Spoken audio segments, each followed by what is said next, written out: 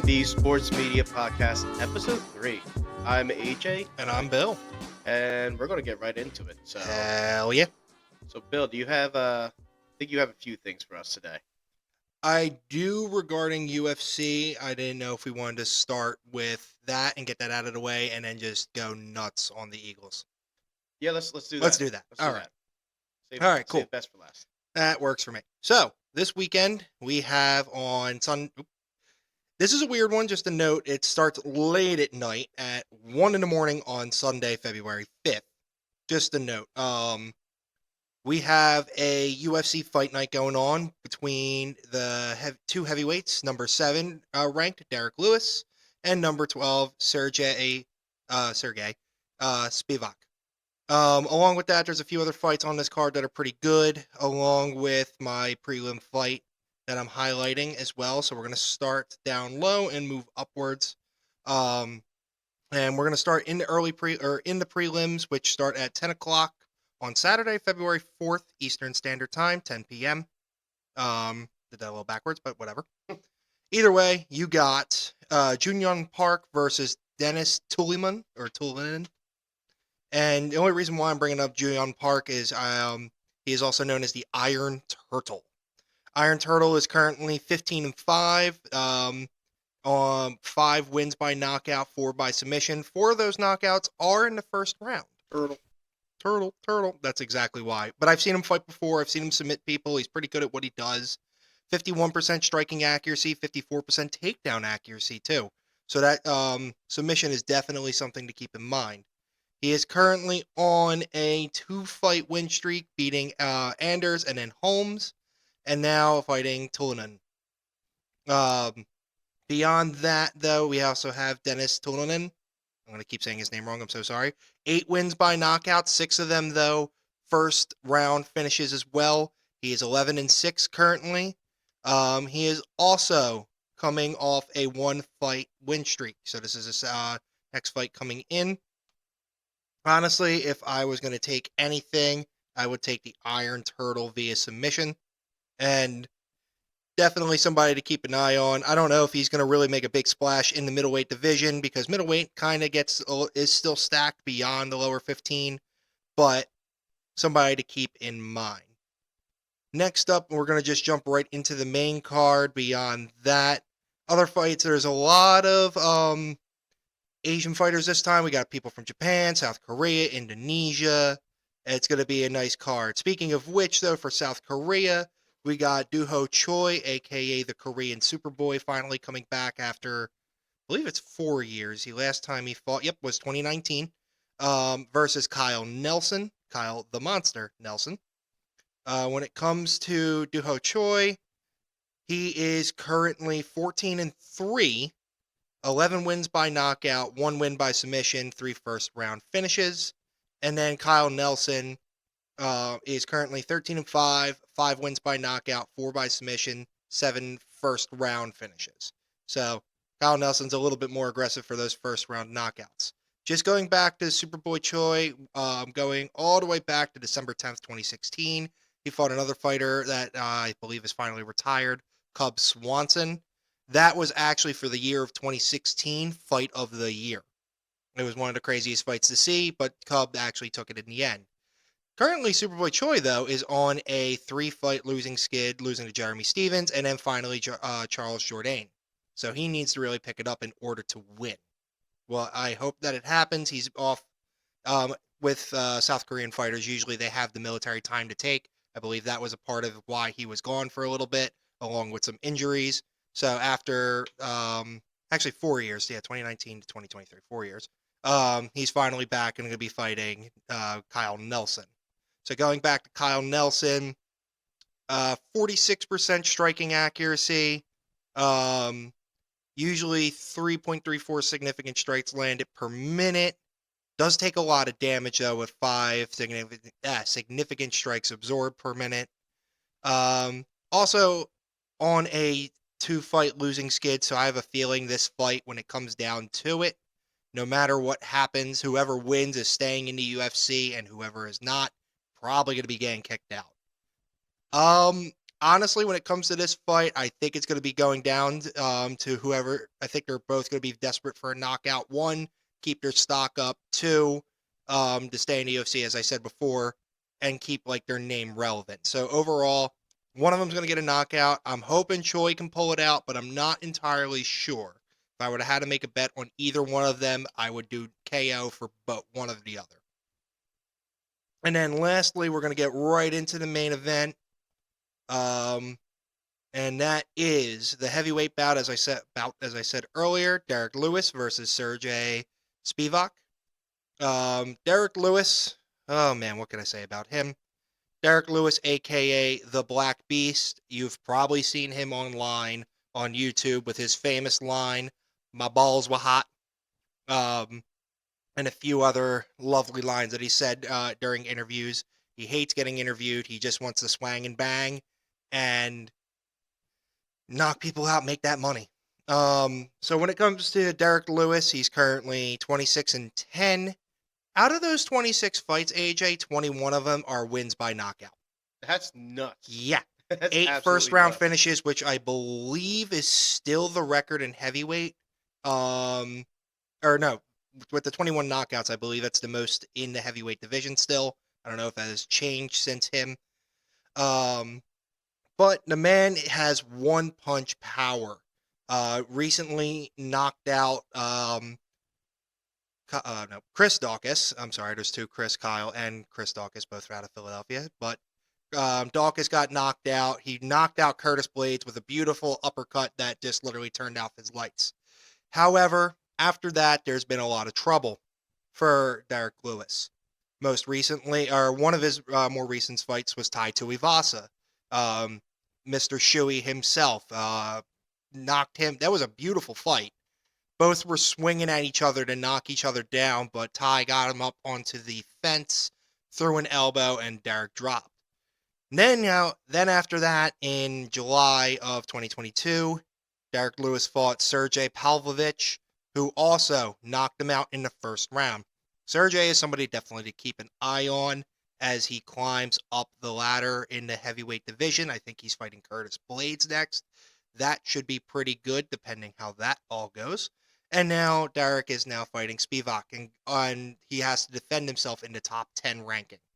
I understand that he's actually taking his training a little more seriously, actually doing cardio for once, and overall trying to be, take this a little more seriously, because I think he also knows his contract would be on the line. Now, still continuing with his thing, he has a 51% striking accuracy, and anytime one of those hits, they drop. And out of those significant strikes by target, he's hitting 453 to the head. Yeah, you heard me right. He aims for the head, and that is it. Does have an occasional kick here or there, but it's not really his thing. But 70% of his significant strikes just go directly to the head. Usually standing, and sometimes it's while on the ground, but not really in a clinch. Has pretty good takedown defense, which is important because I have to bring that up next too. He has 55% takedown defense, and his average fight time is 9 minutes, which is less than 3 rounds. Obviously, less than 2 rounds. So, going over to Sergey now. Sergey is also known as the Polar Bear. I had no idea until recently. That makes sense. He is from Poland. Sergey is 15-3. Currently 7 wins by knockout, 6 by submission, 9 first-round finishes overall. So that's pretty good. Striking accuracy, still same thing, 51%. The takedown accuracy, like I said, 64%.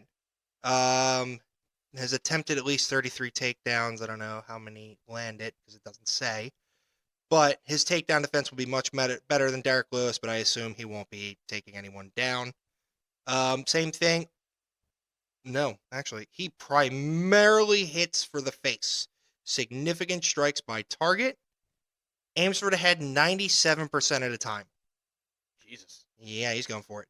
Takedown average, this is what I was bringing back up, is 4 per 15 minutes. So Derek Lewis is definitely going to have to work on his ground game, or he's going to get beaten up on the ground. He is currently on a 2-fight win streak, though. Spivak also beat Greg Hardy, which we all love. That Greg Hardy got beat up multiple times before he switched over to boxing. And then fought Sakai as well, also winning by knockout. Both of those were 2 knockout wins before he fought Lewis. To make this short and sweet, I think this is going to be a first round fight. I think Lewis can win by knockout, or Sergey will win also by TKO, not specifically knockout. Like in standing, I think Sergey can take Derek down and then beat the living crap out of him. He could submit him. It's very possible. Yeah. Derek Lewis does have what I call stand-up power and just stands up and gets out of whatever needs to and continues. Hopefully he's actually been working on his cardio like he said, even though Derek Lewis hates cardio. But we'll see what happens. Otherwise, though, that's really about it regarding the UFC and some of the fights going on. And then just to note something else that has just happened with the UFC and Logan Paul. Prime, the company that is owned by Logan Paul, has become the official sports drink of the UFC. Impressive. Weird. Yeah, I don't know how I feel about that, but whatever. I don't know. And then we're going to do one other thing real quick before we start the Eagles, just so we can break it up. It's today's events in sports history. These are good ones. Yeah, there's actually a couple I didn't even realize, and these go all the way back to 1924. Yeah, credit Bill. He went through the archives and found these. I did, and also this lovely website. But, so did you know, on 1924, January 31st, the first Winter Olympics happened. So when it came to the first Winter Olympics, if I remember correctly, they weren't even called the first Winter Olympics. They were called Winter Olympics. They were just called International Winter Sports Week, and it was paired at the same time as the Summer Olympics in France in 1924. That didn't change apparently until way later down the line. For Winter and Summer Olympics to be separated between each other. Yeah. So 2 things that really happened, but I'm going to focus on one right now for 1924. Herma Sabazo of Austria wins the ladies figure skating gold medal, and that is the only women's event at that game, so she was the one and only women's winner. So, good for her. What else do we have? There was a boxing title fight in 1941. Joe Louis knocks out Red Berman in the 5th round at MSG, retaining the heavyweight title once again. All right, and then last one, I got a few more real quick, but one thing I didn't know, on January 31st of 2023, Super Bowl 22 actually happened. Washington Redskins beat Denver Broncos 42-10. MVP was Doug Williams, the Washington quarterback. Good for him. And then there was another Super Bowl that happened right after, which I didn't want to talk about too much. Oh, no, it's Super Bowl 33 in 99. That had the Denver beating the Falcons 34-19. And then, nope, I skipped over to one that I think I was going to miss. So that's okay. And now that was basically your time in sports history. Sweet. Yeah, those are actually pretty cool. So something I wanted to do before we get into NFL and the glorious stuff that happened this weekend, save pretty much for the end for that. Something I want to touch on that I think a lot of sports podcasts, or even just in general sports talk shows and stuff like that, don't really get into, which I think is a shame because it's really cool. It's been growing for at least the past 5 years exponentially, and that's esports. And that kind of there's a special place in our heart for esports, specifically because it's games that we love. When you play these games, it's kind of like when you play the sport and you see this happen live in action. You understand how extremely difficult that is, and it's the same concept with these games. Is that once you start playing, you understand the game, and obviously it's not for everybody, but for the people that understand the intricacies of it. When you see it live with people that are at the top of their craft, like, it's pretty crazy. It's pretty insane. You understand how difficult it is. So, one of the main games that necessarily we follow is specifically for esports, since it's really big, is League of Legends. And I will say this from the get-go. and I know that every single person in the League community will say this too. Do not get into League of Legends. No. Don't play it.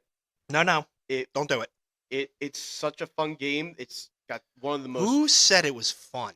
masochist, and Yes. we're Philly fans, so we're masochists. Yes. But it's got such a steep learning curve, like such a steep learning Yeah, curve. it is not really fair no matter at what level you play.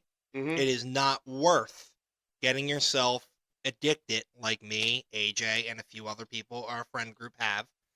It is not worth your time because a game lasts between a minimum of like 20 minutes and beyond. And that's being very Generous. very generous. And that's if you're having a good game, which Yeah. happens very not often. Yeah, there's a lot of toxicity in the community, but the pro scene is really fun to watch. At the end of every season, every single section of the world, LCS is the North American version, LCK is Korea, and I won't kind of go too in depth with it, but at the end of the year, they have Worlds where everyone comes together, the top teams comes together, and that's the Super Bowl. But that's all around the world. Every single team goes there, and it's a really fun event. Riot actually does a very good job of like the presentation of it, like the spectacle. It's fun. But so I wanted to kind of cover that because Thursday and Friday were the first games of the season, and it was actually a relatively good one. So the main ones, and hopefully, what the more you listen, the more you'll kind of pick up specific team names. TSM, Cloud9, CLG, and FlyQuest all started 2-0, which realistically kind of makes sense.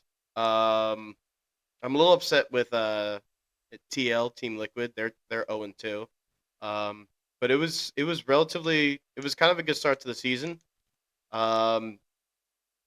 It kind of showed you a little bit of like, so we actually have I forget specifically what team it's on, but we have one of the World Championship winners from LCK actually came and joined one of the NA teams, and the reason he does that is because it's a bigger market. Yeah. So they'll definitely get more for it.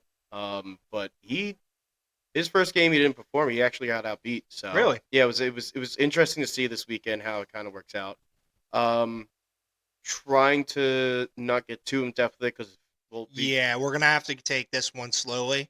and we actually have plans for probably one full esports one to kind of have Yeah, someone that knows we will it. have a very special guest joining us Yes, that time. yes, we will. So be Foreshadowing. be tuned for that. But we'll go a lot more in depth than that. But I kind of wanted to kind of talk more about LCS esports and kind of get this podcast going on that front. And I have one other thing too before we start our lovely talk about the birds. As I did say in the first episode, I did want to get into Formula One. I wanted to talk about it. Something came up actually real recently before the official season started, and I think it's actually pretty huge. Okay. So there is actually multiple different companies that have cars in Formula One. Right now, I am focusing on the specific team, Williams Racing, which has been in there for many, many years, but they are just picked up a new driver. His name is Nick DeVry. Nick DeVry replaced Alex Albon in one of the races last year, which is very key for this, and now is a permanent driver for Formula One for Williams Racing Team. So the reason why I bring this up now is currently he's going through a legal dispute before the season even starts. Oh. And the reason why, Formula One is incredibly expensive to get into. You need to source your own sponsors from beginning up, and it's a rich man sport, basically. If you had a couple $1 million, you can go race in Formula One. Okay. I wish I could, but I don't have that yet. Anyway, so when it comes to DeVry, he was currently under contract with one of his former sponsors, or current sponsors, I'm sorry. And his name is Showtrust. There we go, Showtrust. And when it comes to that, he invested £250,000 through his company for him when he was in Formula 2. The loan, though, that they outlined is they would gain 3% interest per year, as well as a payment of 50% of his income from Formula 1. Wow. Now, there's a stipulation. However, if DeVries had not get into Formula 1 by the end of the 2022 season, he would not have to pay back this loan. So, that last race where he filled in for Albon, that's the question. If he didn't, does that count as him as a driver or not? Technically, he raced, so I think he is a driver. Yeah, technically would consider him a Mhm. driver. So, he already paid back a majority of it. I think he has like about 60 grand left to go. But because of that last minute appearance in the Italian Grand Prix, they're not sure what's happening.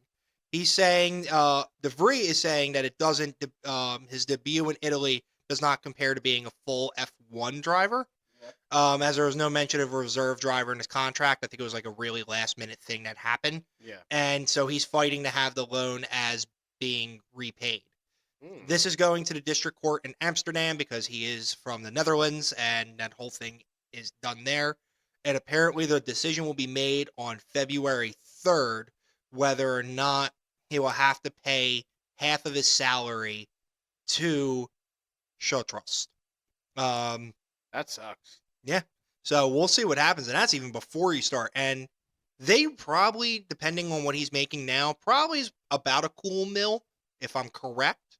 But I don't have his full salary up right this second.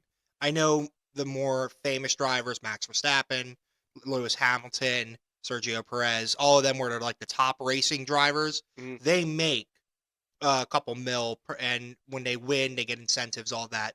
I understand Williams is on the lower end, usually between 20th place and 15th place. Sometimes they get in the top 10 for points, but they're not like the biggest racing one. They're great to be a stepping stone to get into those better cars. Yeah. That's kind of what Williams is now. It used to be a crazy force, but not as much anymore due to money.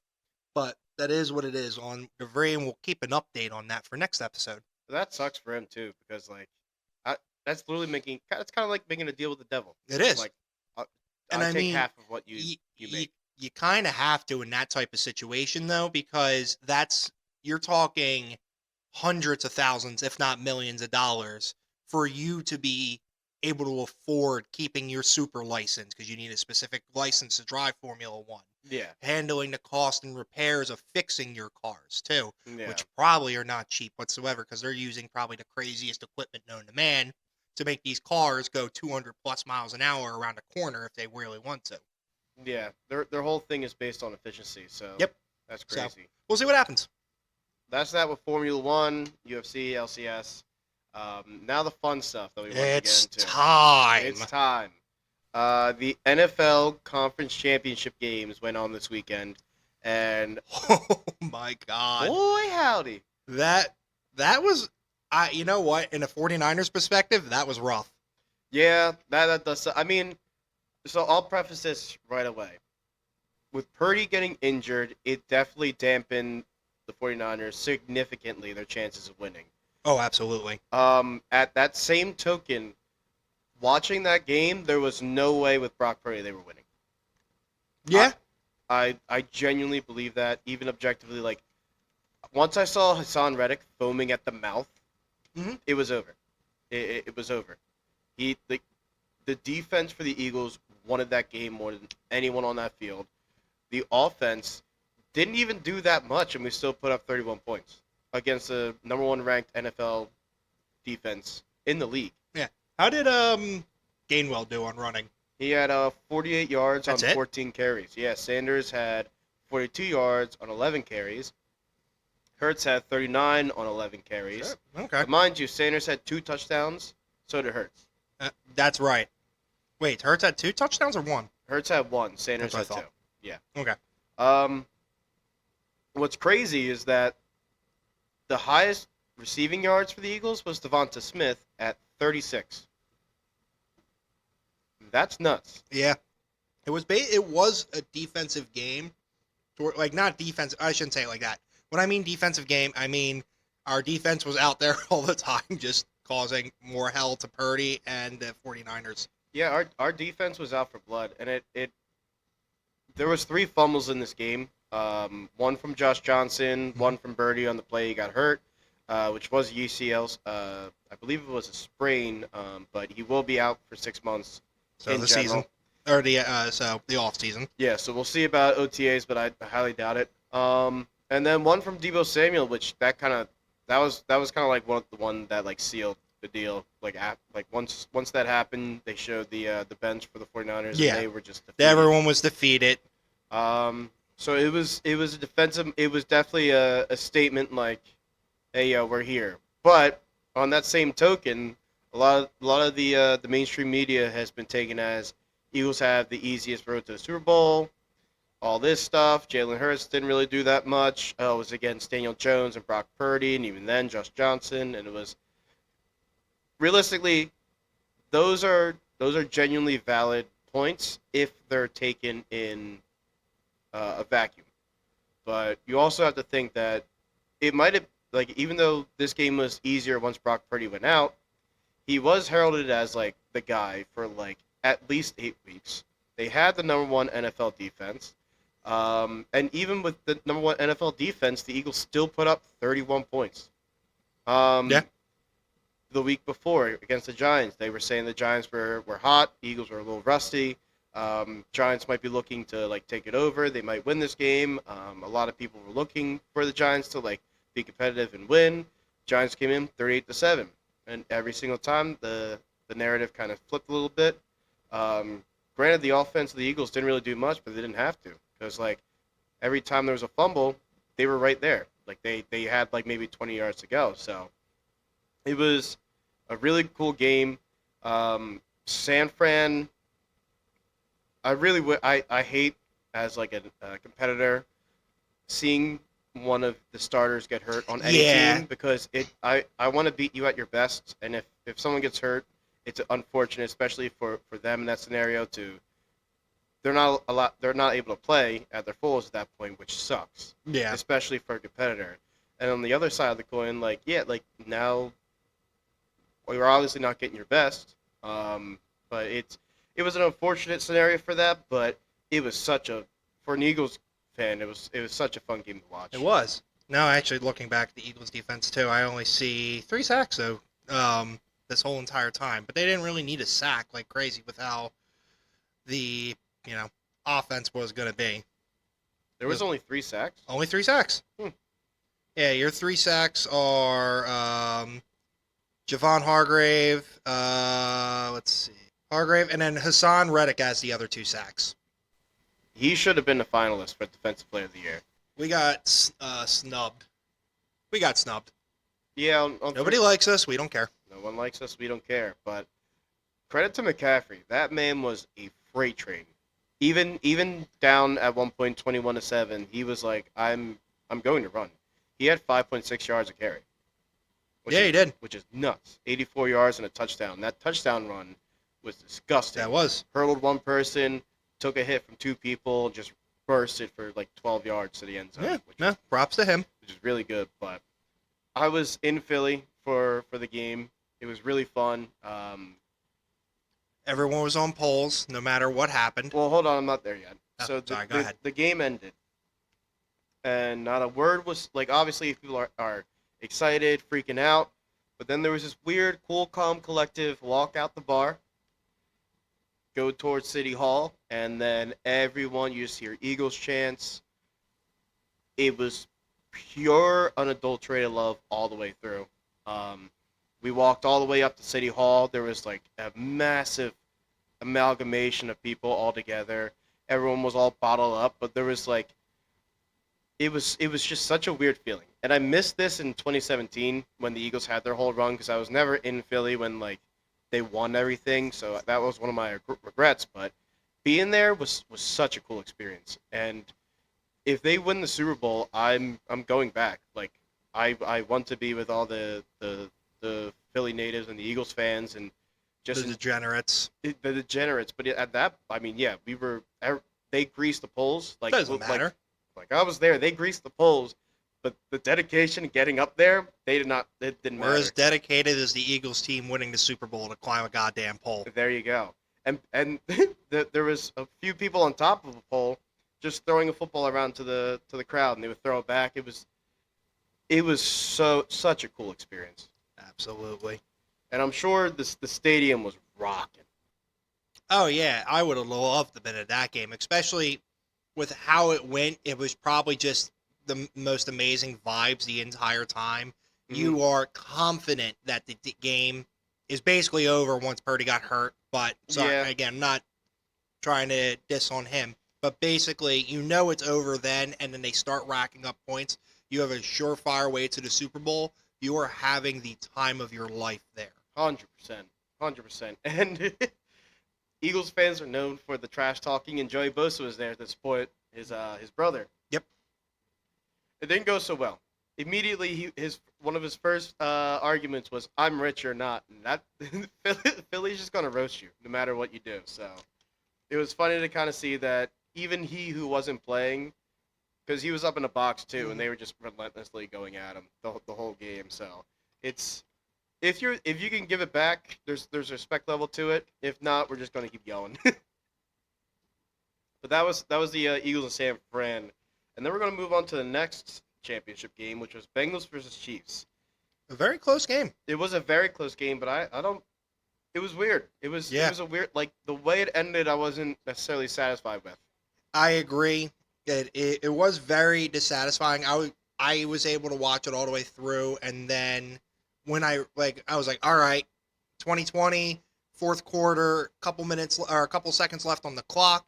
How's this all going to play out? And then it just went bleh.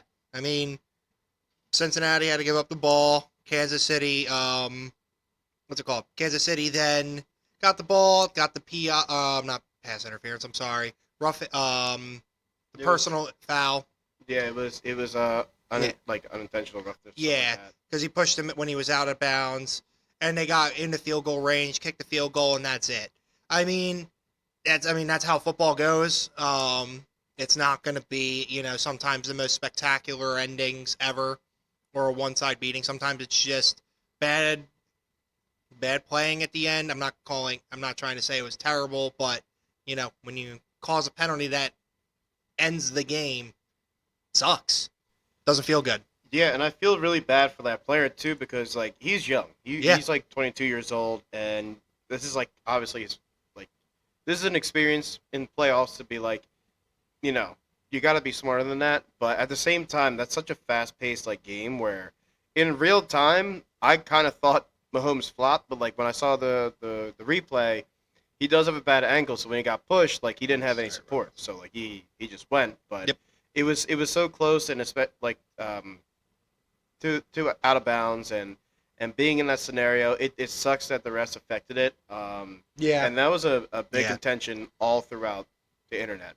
Oh yeah, people are saying that the NFL is rigged. Yep. How it's now basically in the hands of gambling websites. Yep. On who's going to win. Yep. It's an entire mess, and unfortunately, the way the refs are acting right now really leans towards that as well. Because even with the Eagles 49ers game, there was questionable calls, PI everywhere. Where with the Bengals and the Chiefs, where one was considered intentional grounding for Burrow, but not for Mahomes. It's a whole mess right now, and the problem is there's no accountability from the referees as well. After the game's over, that's it. Like, there's nothing that can be done. You can't really appeal it, which sometimes it should be better where there is a ref in the box watching along with them to make sure they don't miss anything or turn over something that was called already. Yeah, and that's a shame because they were doing that at one point. I forget if it was 2018, 2019, maybe even 2020, but they did have kind of like reviewable calls. Yeah. For specific like pass interference and stuff like that. And the coalition of refs kind of like boycotted it. Like even if it was blatant, like when you were reviewing the call, like you see it on TV, because they don't want to be wrong. it was just like I forget who the head guy was. I know Pat McAfee hated this guy. Said get Sounds him about out right. of here. Sounds about right. He just did not overturn it because it pretty much was that. It's like, hey, listen, these are my guys. We're right. You're wrong. Deal with it. And even when there was video proof, all throughout TV, they still didn't overturn it. So it's a shame how the refs are. Genuinely, I do not think that I don't think it's rigged. I think that a lot of people would have to be like together, like in on Yeah. it without something slipping in today's day and age. But Especially with the amount of social media, cameras, everything going on. yeah, you would find somebody would or not even rat out. I guess it would be a whistleblower in that Yeah. case too. It's just too much, and also probably trillions of dollars that I can't even think of. Yeah, Does it- and yeah. learning too that the refs are part time, like this is Yeah. a full time job for them. That doesn't make sense to me at all. No, they should It have doesn't. their position as a full-time thing, training constantly, Yeah, and then even after a game is over, they should definitely look back at the game and see what they missed. yeah. So there's a lot of things to work with it. I don't think that game was determined by the refs because you're playing a full 60 minutes. Yeah. Like you had plenty of other opportunities to get to it. It sucks that at the end it got so close and that one call genuinely determined Yeah, who it did. won. Because I was excited for it to go to OT, but that's what a lot of coaches teach you in football, in baseball, in hockey, whatever. Is that for football, if they throw a flag at the end of the game, that sucks. But you had other opportunities in baseball. If the umpire blew a call, it sucks. You had other I opportunities. know So, that blows many calls. Angel Hernandez, you Yes. son of a gun. I will always reference terrible umps as Angel Hernandez. But it is that it sucks. It's part of the game. It's part of all games, but you gotta kind of find a way to overcome it. I hate to say it, you gotta shrug it off and move on because there's not much you can do. Yeah, but Mahomes was absolutely hurting this game, and Yeah. he still put the team on his back.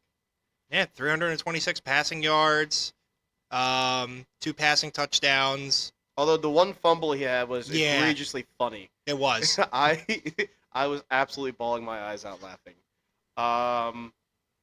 Because the run game wasn't working. Isaiah Pacheco, who's a stud, was 10 carries, 26 yards. Like that's not much. Although he did a lot in the passing game because he was 5 receptions for 59 yards and he ran pretty well. But it's interesting to see how healthy Mahomes is going to be for the Super Bowl, because that's going to be a fun one. It's going to be Reed versus Sirianni, which is a revenge game for Sirianni because Reed fired Sirianni when he got there. True. It's going to be Mahomes versus Hurts, which is extremely cool because it'll be 2 black QBs in the Super Bowl. It'll be Kelsey brother versus Kelsey brother. That one I'm hype about because that is just pride that you can have over your brother for the rest of your life. 100%. And Travis actually came out and said, you won't hear a lot of chirping to my brother just because he has so much love and respect for him, which is really cool because if I was his brother, I'd definitely be. Oh, I would be shit-talking. insulting him. Yeah, but it's cool they have that bond, that love, and that they're now both of them have a ring. So if Andy Reid didn't have a ring, or if the Eagles didn't have a ring, I feel like there would be a lot more bad blood, depending on no matter what the outcome is. Hear me out. This is really stupid. Uh-oh. This isn't a bet or anything. This is just really stupid, and it would be funny to see at least once. Put Jason Kelsey as defensive end, just so he can go against his brother. I would feel like it would be better to have Travis Kelsey be a D tackle or something like that. Yeah, that would work too. Only reason why I'm saying defensive end is because he would have to go right at him. Well, then it would be D tackle. I don't know. Oh, you mean Jason B? Yeah. Yeah, that Jason makes be sense. defensive That end, makes yeah. sense. Realistically, No. Travis would burn him. Yeah, Travis would burn him absolutely. 100%. But at least if he can get one hit off on him, it'd be funny as shit. Exactly. So that'll be cool. And another cool little tidbit for the Super Bowl too is that the Eagles will be the first franchise to have two black QBs reach the Super Bowl in Donovan McNabb and Right. Jalen Yeah. Hurts, which is really cool. Um, but I don't know. I'm trying to be objective. My bias take is obviously Go Birds. yeah, go Birds. I think they take them Yeah. just because Mahomes is a little banged up, and I just think that the momentum is on our side. I I just feel like we're a more complete unit. and I always think when it comes to the Eagles, they always everyone puts us down. They're saying, "Oh, most likely not going to win. Easy schedule, like you said. Underdogs. Look what happened last time that happened in 2017. hmm We won. I saw someone Photoshop a Chiefs jersey on the Rocky statue. I They're was like, going to "Look bring what that they up. did." I was going to bring that up where it's you don't do that and you have a better chance at winning. But Oh, when yeah. you do that, you get cursed by Rocky. It happened 4 times in a row. Like, stop doing it. Stop doing it. It's the easiest thing. The Patriots, the Giants, the 49ers, and the Vikings. And almost, the 49ers almost got the exact same score put on them Yeah. as the Giants and the Vikings who did that before. It is like you're scoring 7 points, that's it, and the Eagles are going to town on you. That's pretty much it. So I have a friend that's a Chiefs fan. Uh-oh. I want to go to his house and convince him that he should do that so he can curse his team. He won't. I mean, what? But I should pay him try. $25 and see if he does it. I'll give him 50. There you go. Gotta be safe. I will say though that you reminded me of this. I have a few Cowboys fans that are friends. I don't know how that happened, but yeah, I you don't know, get it either. they're stuck in my life. They're stuck with me. It is what it is.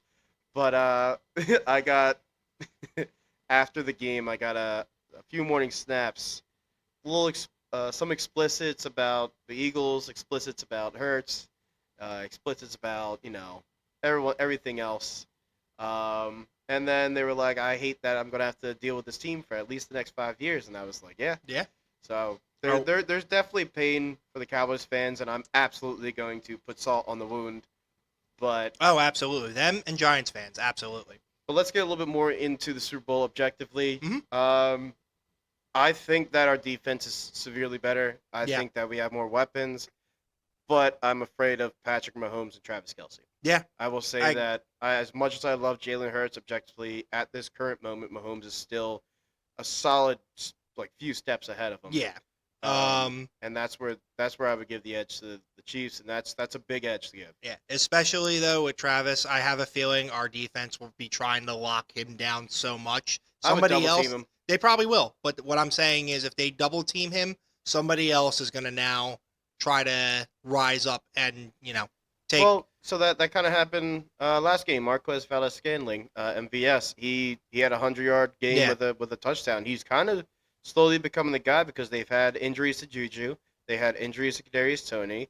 The receiving core is a little underdeveloped, but I think that the best course of action for the Eagles to beat the Chiefs is double team Kelsey and trust that your Bradbury or Slay is going to get the job done. Yeah. But I also think that the key for the Chiefs is those big plays. Like, Yeah. they keep doing what they do every single year, no matter what, because they're always a team that when you score on them, they can score back 70 yards within a second. And even when Tyreek left, they still were doing the same exact thing. So Mhm. really, it's going to be fun because the Chiefs are never a running team, at least ever since Mahomes been there. Yeah. They've always been a passing team, but now they're going up against the best passing defense in the league, in the Eagles. So it'll be interesting to see how they kind of go about that. I want to see how Blankenship does. I don't know because Blankenship's now behind C.J. Gardner-Johnson. True. And Avonte Maddox came back last Yeah. week, and he had a He had great game. he had a pop off game. I want to run through a wall when I saw him make that play and just had that Yeah. that little celebration. So it'll definitely be interesting to see. There's really no bets, obviously, because the Pro Bowl is next week and the Super Bowl's after that. So Yeah, so I have one. They have prop bets going on right now, but I can give you at least the current spread, total points, and money line. We'll probably update it again next week as well, just so we have it. But I'm gonna say I have a crazy 4-pick parlay at the moment, and I wouldn't even say it's crazy. I just gotta find one man wherever he's at because he's not showing up on. There he is with the plus 600. That's what I'm talking about, baby. So I have 4 touchdown same game parlay. So I'm assuming the Eagles are going to score 3 touchdowns at this point. Jalen Hurts, Dallas Goedert, and Boston Scott. For those 3 to score a touchdown, and I also put Travis Kelce to score one as well. $5 bet. That's $405 right there. I actually really like that. I Yeah. really like that because I think each team's going to score a lot. This I- isn't going to be like I my think it's last going to be game. a high scoring game. We keep saying that, and it doesn't happen though. But we're Well, going to no, believe it. we said last week that it'll be the under for the Eagles game, and it technically did. Yeah, no, you're not wrong there. I remember I said it was going to be over, so it was under. Oh, yeah, that's right. did That's say right. that. That is true. So while I'm here, though, I do want to bring up a few of my favorite things when it comes to the Super Bowl. As soon as I can pull it up, the prop bets. They're my favorite time. The novelty props. Don't forget your coin toss right now. It's your best chance at 50-50. Heads or tails is plus 100. So put $10. I don't know. You Live your win. life, yeah. Yeah, live it up. One Eagles are actually favorite. They are. They're minus 1.5 favorite right now. Yeah, so let me go. One more novelty prop I want to bring up because it is a fun one to notice. It's called the octopus, Oh yeah. and this is something that's been coming up more recently. I think since 2019. Basically, all it is whoever scores the touchdown also scores the 2-point conversion. Patrick Mahomes did it recently, I believe, I think it was last Super Bowl. In 29 or no, not last Super Bowl. 2019, he scored an octopus where he scored a touchdown and then scored a 2-point conversion. But my favorite part is the Gatorade color. Oh, I love it. I'm gonna go orange. It's personal favorite color, Yeah, but I have a feeling purple is a good option. I'm going yellow. Yellow/green. Keep that in mind are together, so you get 2 for 1 there, Oh, and that's plus 400. Orange is I- plus 350. yeah. I may take purple too because that is plus 750. That's a long shot. I If agree. it happens, I'll freak out. I'll but laugh. It's a weird skill I have where I never bet this, but I should, and I'm always right on the color. I would say yellow. Okay, go yellow. I will repeat this next week. I'm saying yellow. The What are Only- you going with? I'm going to stick with orange. Okay, that's a solid one too. Now, the only reason why I do agree with you on the yellow because it's yellow/green is because if it's the Eagles, I could assume them having a green Gatorade because team. But the only one I'm not ever for is the red. And the only reason why I know that I don't like normally going with red, usually because red dye is a problem when it comes to people, Mhm. and that usually means that people won't use red dye during sporting events. But lastly, just getting into the lines real fast, just so we have them ready to go, because we didn't say we jump right into novelty bets. Right now, the spread plus 1.5, minus 1.5. Mhm. Plus 1.5 for the Chiefs, minus 1.5 for the Eagles, minus 110 overall for the bet. Over under is 49.5. I'm going with the over. I would go with the over. So minus 115 for the over, minus 110 for the under. Money line, Chiefs plus 100, Eagles minus 120. Yeah, I would say definitely the over, and I'll go Eagles just because go Birds. Yep, But go Birds. we'll reevaluate that next week. I only got a few things that I kind of want to because these are brand new news things, especially in the NFL. Mhm. The Broncos are finalizing a deal to get the Saints' old head coach Sean Payton, which I think is pretty cool. I think it'll definitely be a lot better than last year's Broncos. And I think Mhm. Sean Payton will definitely have more offensive creativity behind it, so that'd be cool. And then D'Amico Ryans, old Eagle, has agreed to terms with the Texans. Really? Yeah. Now I hope the Texans aren't idiots and let a coach actually run with what they have. So that'll be interesting.